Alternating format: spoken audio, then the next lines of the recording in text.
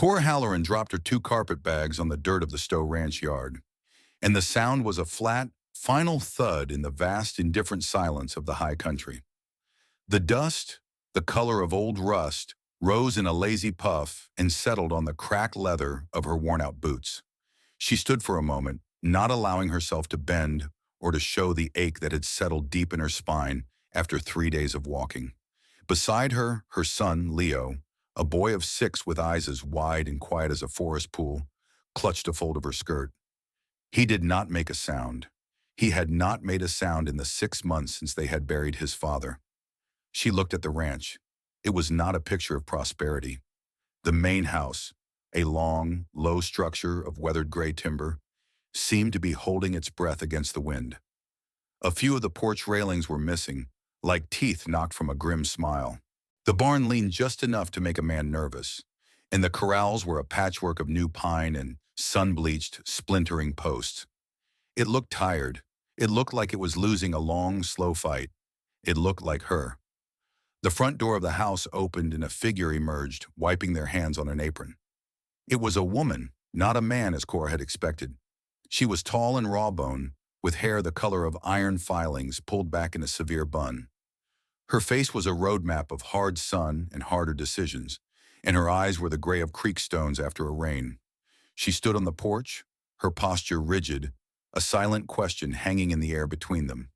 This had to be Edna Stowe. Cora took a breath, the dry, sage-scented air scratching at her throat. This was the last stop. There were no other options on the map, no other names whispered with a hint of possibility. She had sold the last of her marketable skills, mending, darning, laundering, for meals and a place on a hay wagon until the wagon turned east. She had walked west. Now there was only this. "I'm looking for work," Cora said. Her voice was steady, betraying none of the tremor in her gut. She did not say she was desperate. She did not say she had $2 and a handful of dried apples to her name. She did not say her son had not eaten a proper meal in 2 days.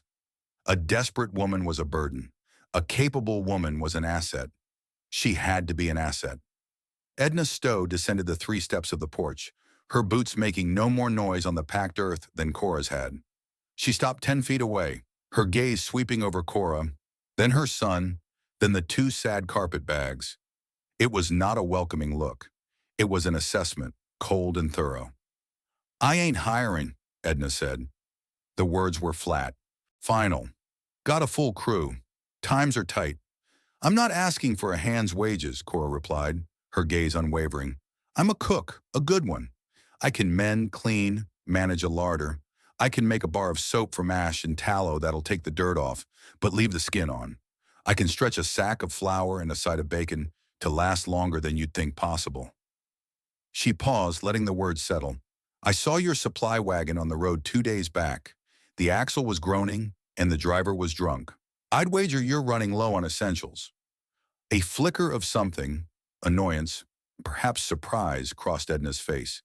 "Jedediah's been driving that route for 20 years. He ain't a drunk. He was drinking from a pewter flask and singing a song about a girl from Laredo," Cora stated simply. "And the left rear wheel on his wagon has a wobble that's going to splinter a spoke before he hits the pass. You'll be lucky to see him by the end of the week, if at all." Just then, a commotion erupted from a small corral near the barn. A young ranch hand, no older than 20, was wrestling with a calf that was down on its side, its breath coming in ragged, wet gasps. An older man with a long, sorrowful face stood by, shaking his head. "Damn it, Ben, just leave it," the older man grumbled. "She's a goner. Bloat's got her good." The young hand, Ben, ignored him, trying to rub the calf's swollen belly. "She was fine this morning, Silas. Just fine." Edna's attention snapped to the scene, her lips thinning into a grim line. Another loss, another dollar dissolving into dust. Cora did not hesitate. It was the inciting test, the unforeseen crisis the world sometimes offered up like a challenge coin. She took 2 steps forward, her voice cutting through the men's argument, clear and authoritative. "Get her on her feet, now. Force her to walk. You," she pointed at Ben, "run to the creek and find me willow bark. As much as you can carry.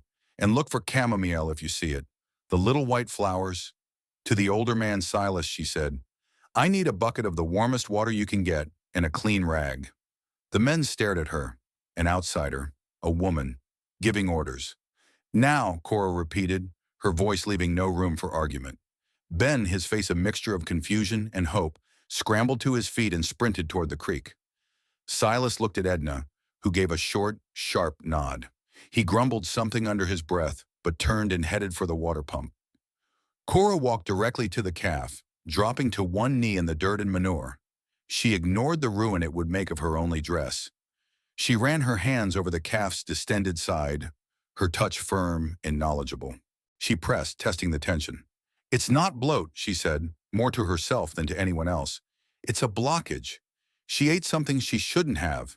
She began to work on the animal, her hands moving with a practiced, methodical grace, kneading and pressing in a specific rhythm.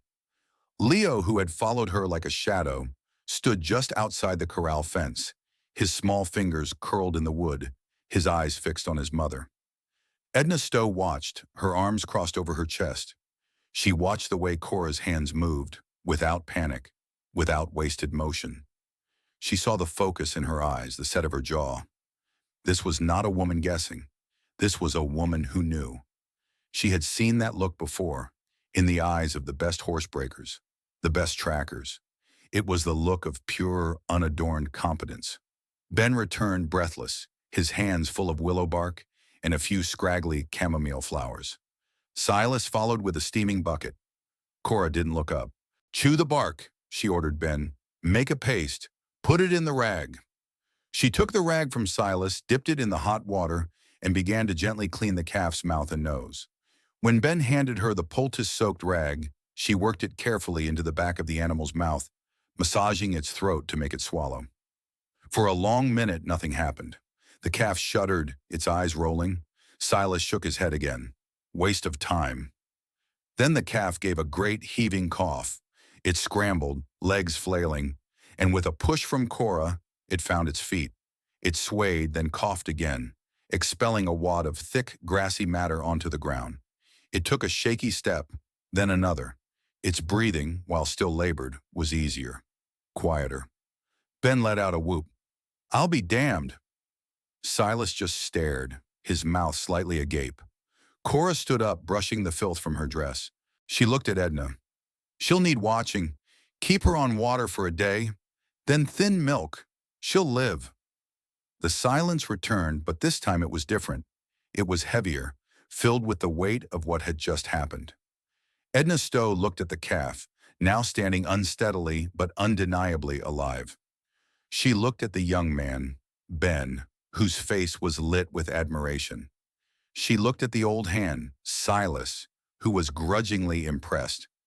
She looked at the boy, Leo, who was watching his mother with an expression of absolute faith.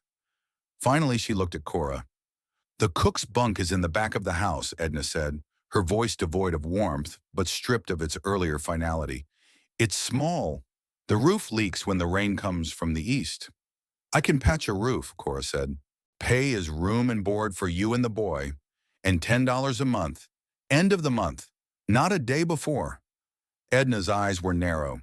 "This is a trial. 30 days. You don't pull your weight, you're gone. You cause trouble, you're gone. You burn the biscuits, you're gone."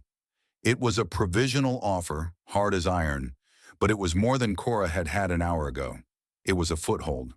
"I don't burn biscuits," Cora Halloran said. She picked up her carpet bags, the dust puffing up again, and for the first time in a very long time, she felt the barest flicker of something that was not despair. It was the feeling of a foundation, however precarious, being laid. The immediate impact of Cora's presence was not a sound, but a smell. For the first time in months, the air in the Stowe Ranch house did not smell of stale bacon grease, boiled coffee, and bachelor dust. By 6 o'clock the next morning, it smelled of baking bread. Not just any bread, but sourdough, with a tang that cut through the morning chill and a crust that crackled when it cooled. When the four hands, Edna, Silas, Ben, and an old quiet man named Jebediah, came in for breakfast, they stopped in the doorway. The long, battered kitchen table was clean, Not just wiped, but scrubbed. In the center sat a platter of thick sliced bacon, fried to a perfect crisp without being charred. Beside it was a bowl of scrambled eggs, yellow and fluffy, not the gray, rubbery mess they were used to. And next to that, a basket of biscuits, tall and golden, steam still rising from their split tops. A pot of coffee sat on the stove, and its aroma was rich and deep, not the bitter, boiled-down tar they usually drank. The men shuffled in, uncertain. Edna took her seat at the head of the table, her face unreadable. Silas, the resistor, eyed the biscuits with suspicion, as if they might contain some foreign poison. Ben, the first ally, looked like it was his birthday. Jebediah, the old sage, simply nodded once, a gesture of profound approval, and reached for a biscuit. He broke it open, put a pat of freshly churned butter on it, and took a bite. He closed his eyes for a second, chewing slowly. Cora worked at the massive cast-iron stove, her back to them. She moved with an economy of motion that was almost hypnotic. There were no frantic gestures, no wasted steps. Every action had a purpose. She refilled the coffee mugs, cleared away the empty platters, and started washing the dishes in a basin of hot, soapy water, all with a quiet, unhurried efficiency. She did not perform for them. She simply worked, an expression of her intrinsic nature. After breakfast, while the men headed out to their morning tasks, Cora moved through the rest of the house. She swept the floors, beat the dust from the few pathetic rugs, and washed the grimy windows until the morning light, thin as it was, could actually enter the rooms. In the small bunk she and Leo now occupied, she found the leak Edna had mentioned, a small gap where the shingles had curled. Before noon, she had found a discarded piece of tin behind the barn, cut a patch with a pair of old shears, and, using a handful of nails she'd found and straightened, climbed a rickety ladder and fixed the roof. It was not a permanent solution, but it would hold. Edna, from the corner of her eye, saw it all. She saw the patch on the roof. She tasted the quality of the coffee. She noticed the way the light fell on a clean floor. She was a woman who had carried the weight of this ranch alone for 10 years, since her husband had been taken by a fever. She had dealt with swindlers, liars, and lazy hands who saw a lone woman as an easy mark. Her skepticism was a shield she had forged in a hot fire of betrayal and disappointment. She was not ready to lower it, but she noted the evidence. Every clean plate, every mended seam, every savory meal was a piece of data she filed away. The resistance, when it came, was from Silas. He was a man who lived by the rhythms of how things had always been done. Change to him was a threat. He had been the ranch's unofficial cook before Cora's arrival, a duty he performed with grim incompetence. Her skill was a direct, public rebuke of his own inadequacy. It started with small things. He would complain that the coffee was too strong. He would pointedly add salt to his stew before even tasting it. He would leave his muddy boots by the door, a place Cora had just swept. Cora, for her part, ignored him. She was an observer, and she understood Silas perfectly. He was not evil. He was proud, and he was afraid. His place in the small, fragile ecosystem of the ranch had been disrupted. She met his passive aggression with a wall of quiet competence. She made the coffee the same way every day. She did not comment on his use of the salt shaker. She cleaned up the mud from his boots without a word. The controlled confrontation came a week into her trial. Dinner was a thick beef stew, rich with root vegetables she had unearthed from a neglected garden patch behind the house. The bread was fresh. The men were eating with a quiet satisfaction that had become the new normal. Silas pushed his bowl away, half full. "My ma always put barley in her stew," he announced to the table. "Made it hearty. This is thin." Ben, halfway through his second helping, looked up. "Thin? Silas, this is the best stew I've ever had." "Your mom must not have been much of a cook then," Silas retorted, his eyes fixed on Cora, who was standing by the stove, wiping it down. Cora did not stop her work. She did not turn around. "There was no barley in the larder," she said, her voice calm and even. "Should have put it on the list for the supply wagon," Silas pressed on, his voice getting louder. "A proper cook would have known. A proper cook plans ahead." This was the heart of his complaint. It was not about the barley. It was about her, an outsider, presuming to be the proper cook. Cora finally stopped wiping the stove. She turned slowly, a heavy iron skillet still in her hand from frying the beef. She did not raise it. She did not brandish it. She just held it, its weight comfortable and familiar in her palm. Her eyes met Silas's across the room. "The supply wagon that has a broken wheel and a drunk driver?" she asked, her voice still quiet but now edged with steel. "The supplies that likely won't be here for another week, if we're lucky. The larder has 3 sacks of flour, 20 pounds of beans, salt pork, and the vegetables I found myself. I made stew from what we have, not from what we wish we had. If you want barley stew, Silas, you're welcome to walk to town and buy some." The kitchen went silent. The other men looked down at their plates. This was a direct challenge, and Silas had to either back down or escalate. He was a man used to getting his way through grumbling and intimidation. But he was looking at a woman who was not blinking, who was holding a skillet as if it were an extension of her own arm, and whose logic was as solid and unyielding as a granite boulder. Edna Stowe had been watching the entire exchange from the head of the table. She had seen Silas's provocations all week. She had seen Cora's patient refusal to engage. Now she had seen the confrontation. She had seen Cora handle it with directness, calm, and unassailable reason. She had not asked for help. She had not been cowed. Edna cleared her throat. The small sound was like a gavel in the tense room. "The stew is fine, Silas," Edna said, her voice flat. "Better than fine. If you don't like what's served, you can make your own meals. After you've done your day's work, of course." She took a deliberate bite of her stew, chewing thoughtfully. "Cora," she said, not looking at her, "this beef is tender. How'd you manage it?" The tension broke. It was a clear and public siding. Edna had not just defended Cora. She had validated her authority in the kitchen. She had reinforced the new order. Silas flushed a deep, mottled red. He looked down at his bowl, then pushed his chair back and stomped out of the kitchen without another word. Cora turned back to the stove and continued her work. She had won. But it did not feel like a victory. It felt like a necessary, unpleasant task, now completed. Later that night, as she tucked Leo into his small cot, Ben appeared at her doorway. He was holding a small, clumsily carved wooden horse. "For the boy," he mumbled, his face shy. "He's always watching the horses. Figured he might like one of his own." He handed the horse to Leo, whose eyes widened.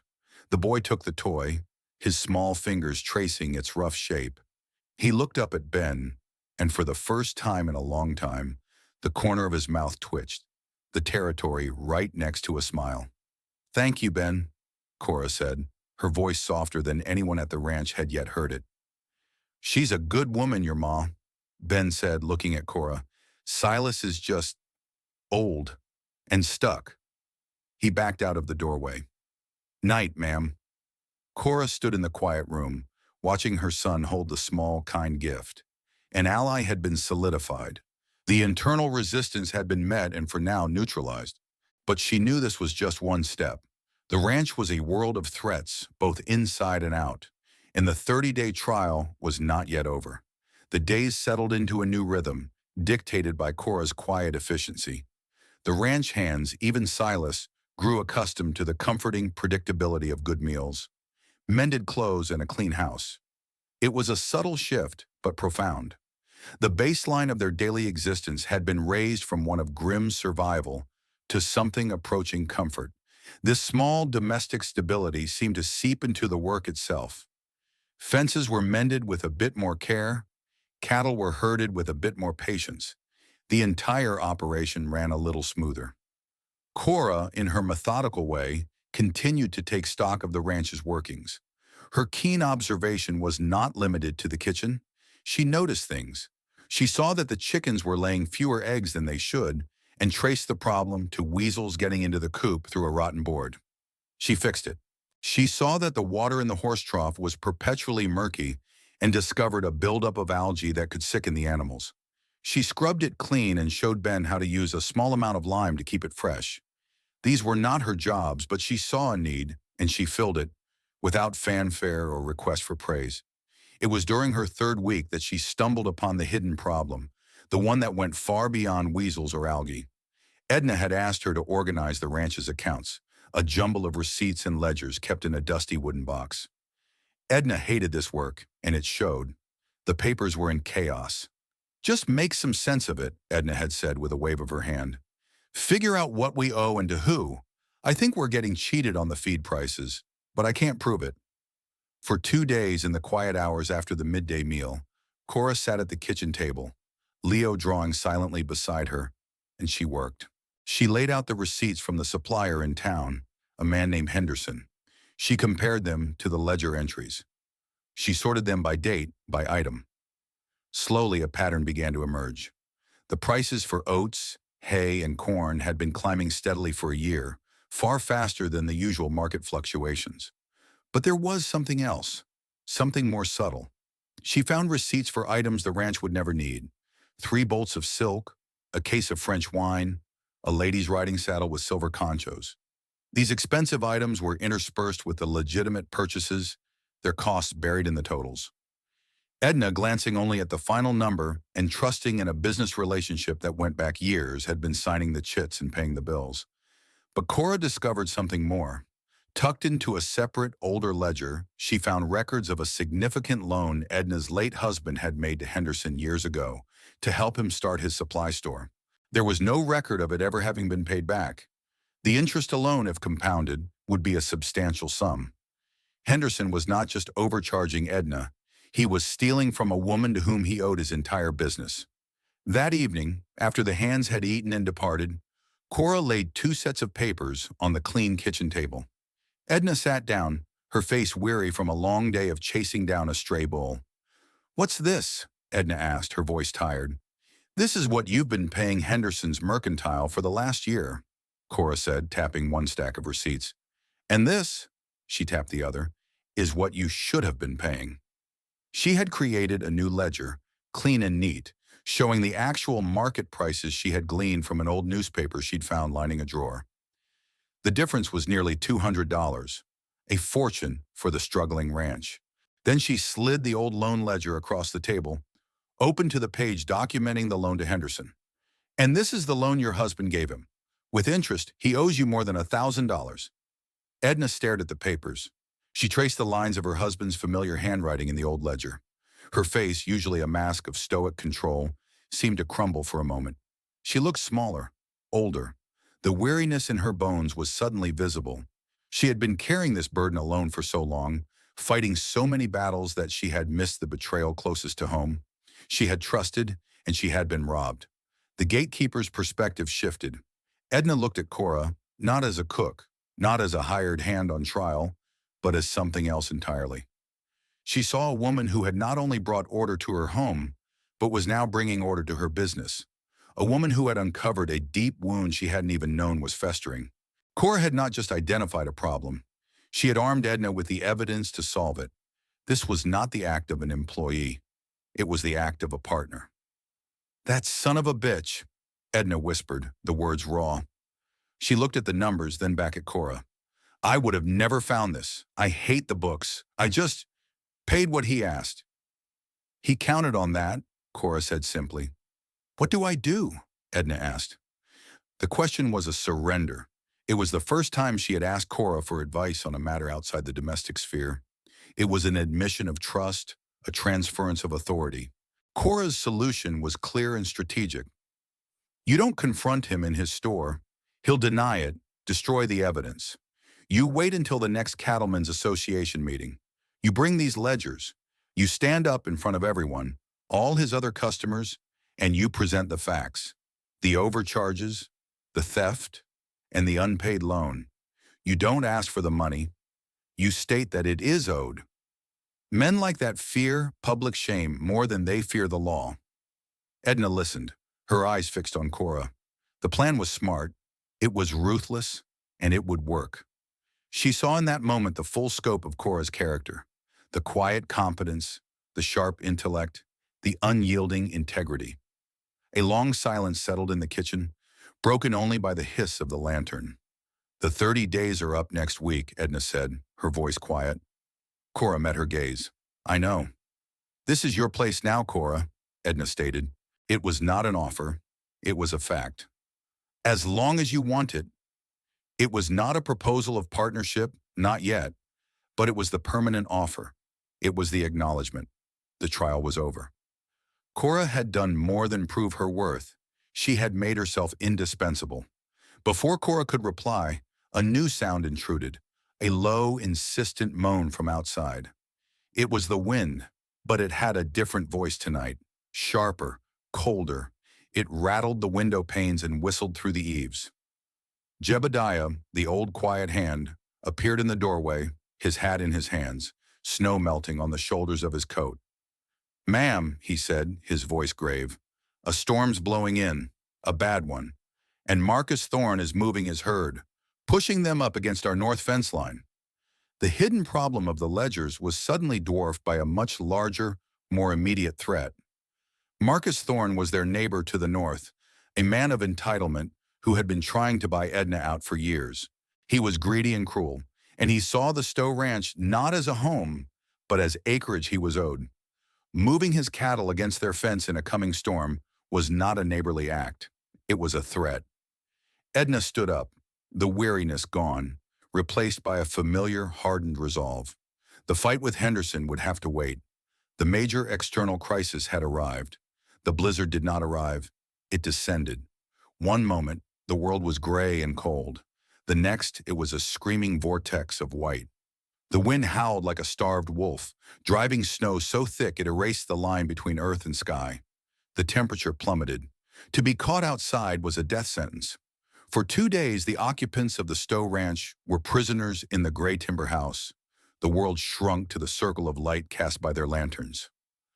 The storm was a physical manifestation of the ranch's isolation. It cut them off from the world, amplifying their vulnerability. The tension in the house was thick enough to taste. Edna paced the main room, her face a mask of worry. Her winter hay, the lifeblood that would get her herd through the cold months, was stacked near the north pasture, the same pasture where Marcus Thorne's cattle were now pressed against the fence. "He's a vulture," Edna muttered, staring out the window at the swirling chaos.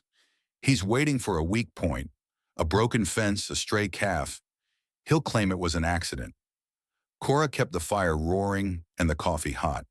She made a pot of thick, nourishing soup that warmed them from the inside out. Her calm was a steadying anchor in the turbulent house. She watched Leo, who sat by the fire, utterly absorbed in carving another piece of scrap wood with a small knife Ben had given him. The child's quiet focus was a world away from the storm, a small pocket of peace. On the third morning, the wind died down. A strange, muffled silence fell over the landscape. The world was buried. Snow was drifted up to the windowsills of the house. The barn was a white mound.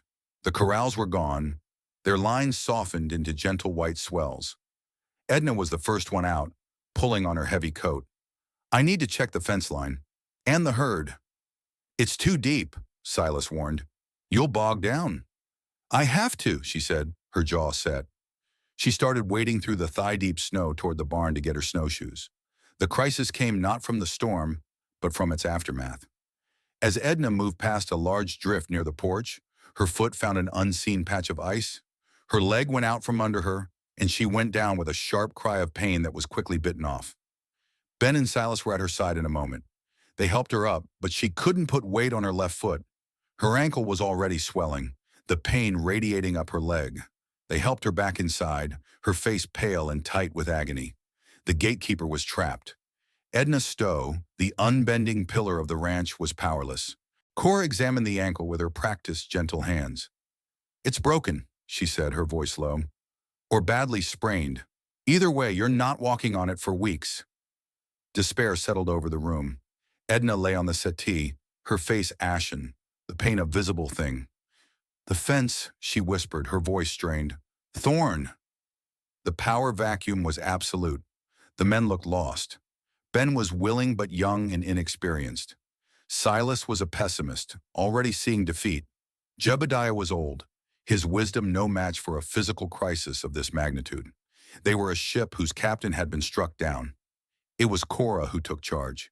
She did not ask for permission. She did not wait for a consensus. She stood up, her face calm and her voice clear, cutting through the fog of helplessness. "Ben, you and Silas, get your snowshoes. We're going to the north fence. Jebediah, she said, turning to the old man, I need you to stay with Edna. Keep the fire going and keep a rifle handy, just in case. Silas looked at her, his ingrained skepticism warring with the obvious need for action. You? What do you know about fences and cattle? I know that a broken fence in this weather means we lose our hay, and if we lose our hay, we lose the herd.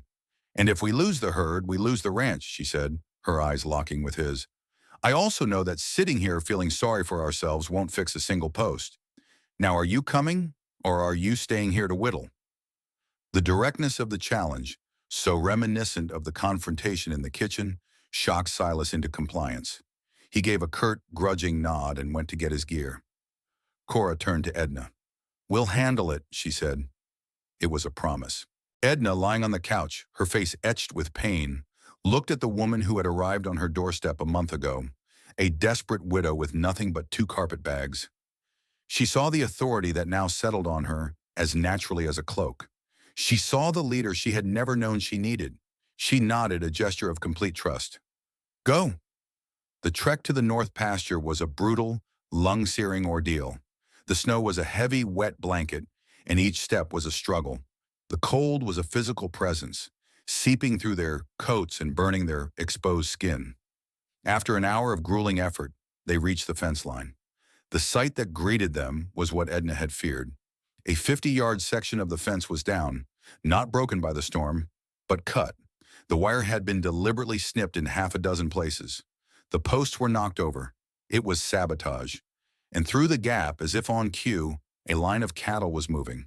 Thorne's cattle. They were being driven from the far side by 2 riders, pushing them through the opening and onto the Stowe property, straight toward the exposed haystacks. Ben swore, a cloud of hot air. He cut the fence! That bastard Thorne cut the fence! Of course he did, Cora said, her voice tight with cold and anger. He used the storm for cover. Silas looked at the 2 riders, then at their own small party of 3. There's 2 of them, and they're armed. We can't stop them. He was right. A direct confrontation was impossible and foolish. It would be their word against Thorne's, and Thorne had more men and more influence. Violence was a losing game. But Cora was not thinking about violence. She was thinking like a strategist. Her mind was racing, cataloging everything she knew. She looked at the cattle pouring through the gap. They were Herefords mostly. But she noticed something else. Mixed in with them were a few distinctive black-hided cattle, a breed she recognized from her old life, a breed known for being more delicate, more susceptible to certain ailments. And she saw Thorne's prize bull among them, a massive, arrogant beast that he paraded at every county fair. Her eyes scanned the landscape, the snow-covered pasture. She knew this land now. She had walked it. She remembered a patch of ground near the creek, a low-lying area where a certain weed grew in abundance.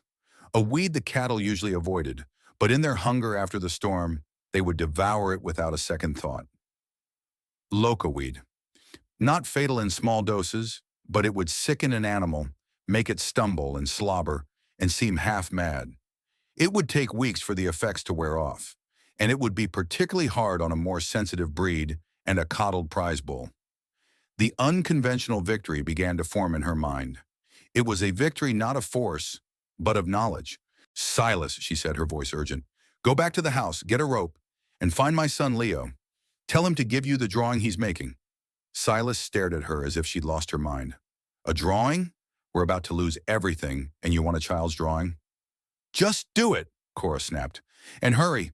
Ben, you and I are going to move our herd.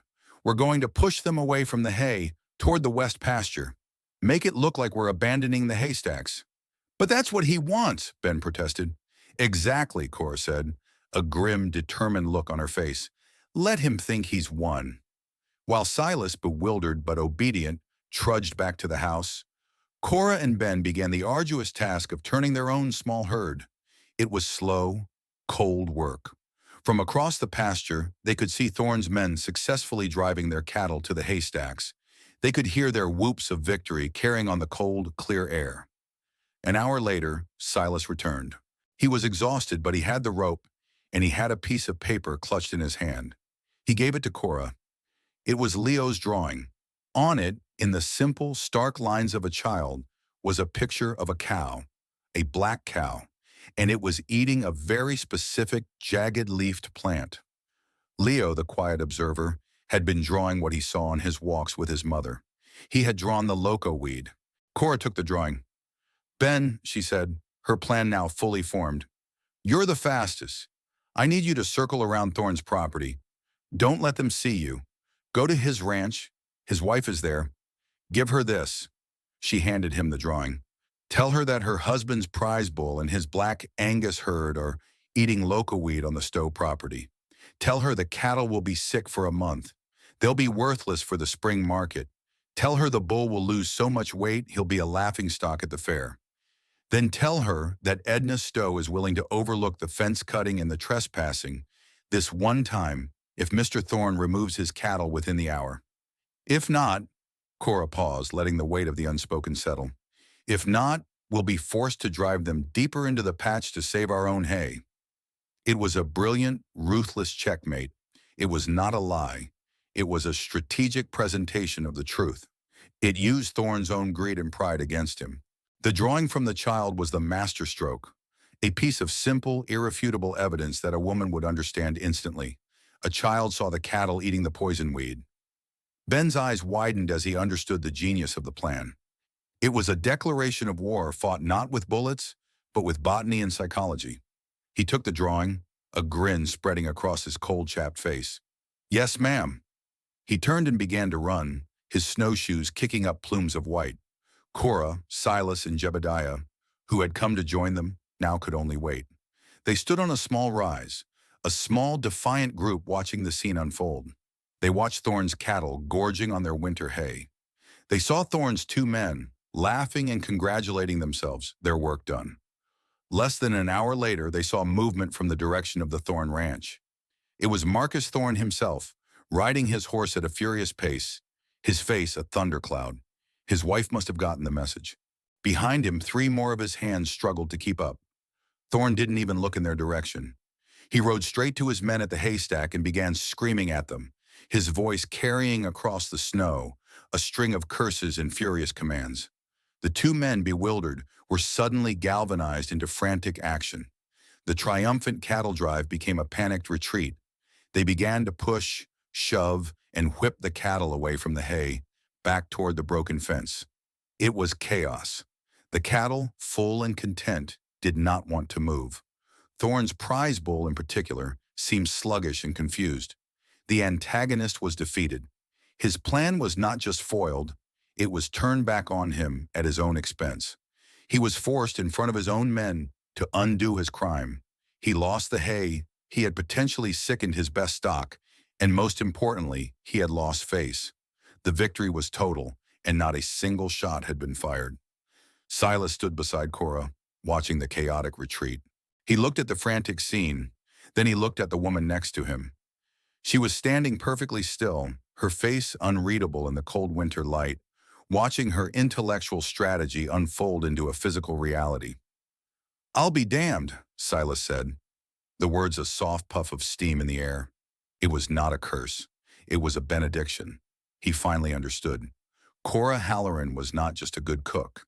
She was the smartest, toughest person on this ranch, and she had just saved it.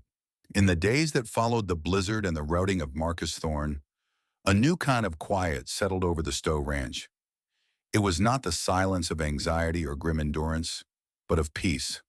The world outside was still a vast expanse of white, but inside the gray timber house, there was warmth and a sense of profound security. The failed sabotage had, paradoxically, strengthened them.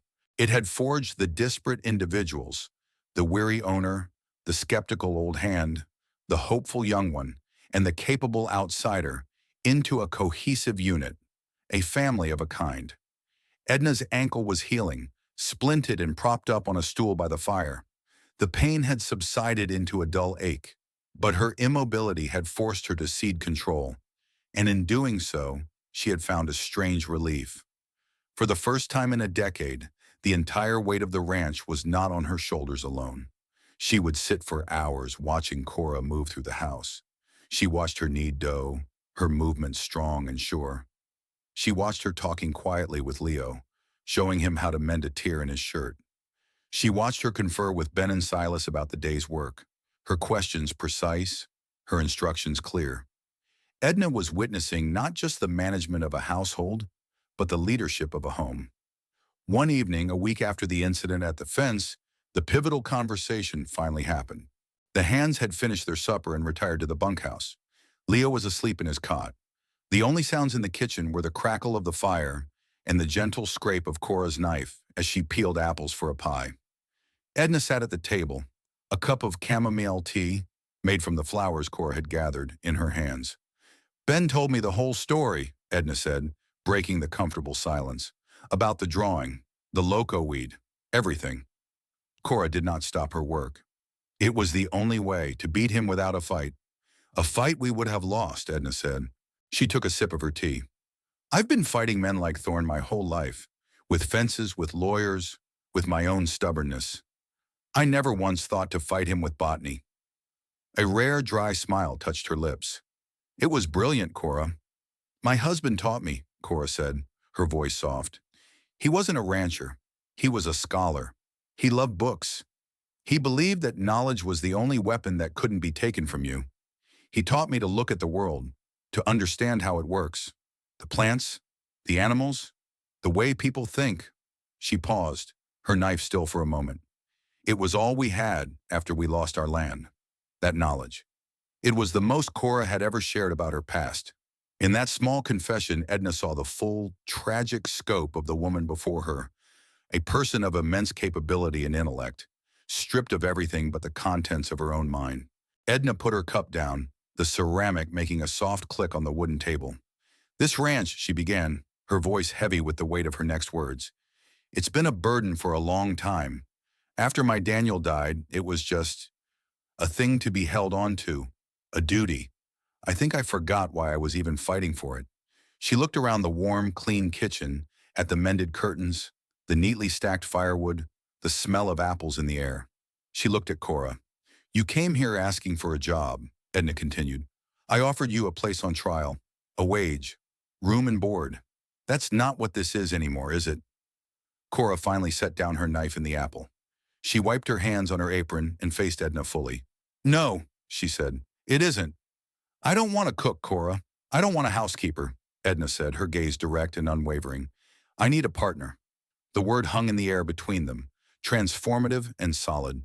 It was the permanent offer, the redefinition of everything. It was not about a wage or a contract. It was about shared ownership, shared risk, a shared future. It was the rancher trading everything back, offering a stake in the entire enterprise to the woman who had proven to be its most vital asset. The books will be your domain, Edna went on, laying out the terms not as a negotiation, but as a statement of fact. The suppliers, the accounts, you'll have final say. The running of the house, the larder, that's yours. When it comes to the herd, the land, we decide together. Equal say. The profits, we split. The losses, we share. Cora stood there, processing the offer. A month ago, she had stood in the dust, a beggar in all but name, fighting for a chance at mere survival. Now she was being offered half of a whole world. She was not accepting out of desperation. She was accepting because, in the process of saving this place, she had made it her own. She had put down roots in its stubborn, rocky soil. Her son had found his smile here. She had found her purpose again. All right, Edna, Cora said, her voice steady and clear. Partner. A profound sense of rightness settled over the room. The deal was sealed not with a handshake, but with a simple, shared look of mutual respect and understanding. Two strong, capable women, forged by loss and hardship, agreeing to face the future together. The new status quo was depicted not in a grand event, but in the quiet, ordinary moments that followed. The final scene, weeks later, as the first signs of a spring thaw began to touch the high country, was one of profound domestic peace. Music Cora stood at the kitchen table, her hands dusted with flour, rolling out dough for a pie. The afternoon sun, stronger now, streamed through the clean window panes, illuminating the dancing dust motes. The house was filled with the scent of baking bread and the promise of apple pie. At the other end of the table, Leo sat, no longer silent. He was chattering away to Ben, who was patiently showing him how to braid a strip of leather. The boy's voice was a bright, happy sound that filled the corners of the house, a testament to his healing. On the porch, Silas and Jebediah were repairing the broken porch railings, their hammers ringing out in a steady, productive rhythm. Silas had not become a different man, but he had become a better one, his respect for Cora having supplanted his fear of change. He now took her suggestions on crop rotation as seriously as he had once taken Edna's orders. And Edna Stowe sat in her rocking chair by the fire, her boot off, her ankle healing nicely. She wasn't pacing. She wasn't worrying. She was reading a book, one of the few that had belonged to Cora's husband. For the first time in years, her face was relaxed, the hard lines softened by a look of contentment. She looked up from her book and watched the scene before her. The capable woman at the heart of her home, the happy child, the men working with purpose. She looked at Cora, who glanced up from her work and met her eye, a small, shared smile passing between them. It was a look that confirmed their partnership, their shared victory, their joint ownership of this new peaceful life. The ranch had been a piece of land, a collection of buildings, a financial struggle. It had been a place of survival. It had needed a hand, a cook, a manager. But what it got was the woman who made it a home.